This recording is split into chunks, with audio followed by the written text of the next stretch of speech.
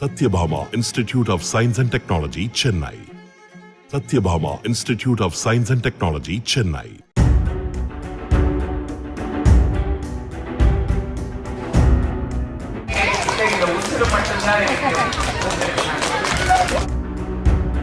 விருதுநகர் பாஜக வேட்பாளர் ராதிகா தனது கணவர் சரத்குமாருடன் கப்பலூரில் பிரச்சாரம் செய்தார். அப்போது கிழக்கு சீமையிலே படத்தில் விருமாயி கதாபாத்திரத்தில் அண்ணனிடம் மடியேந்தி கணவருக்காக பிச்சை கேட்பது போல் நடித்து காட்டச் சொன்னவுடன் அதை இன்னும் ஞாபகம் வைத்திருக்கிறீர்களா, பரவாயில்லையே என கூறிய ராதிகா சினிமா காட்சியை போன்று மடியேந்தி பேசி பொதுமக்களிடம் வாக்கு கேட்டார்.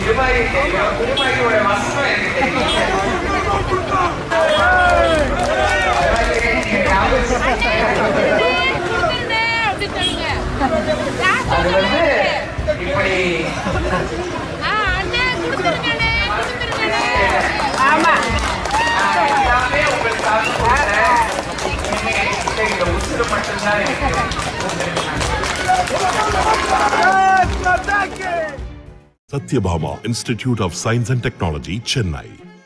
Satyabhama Institute of Science and Technology, Chennai.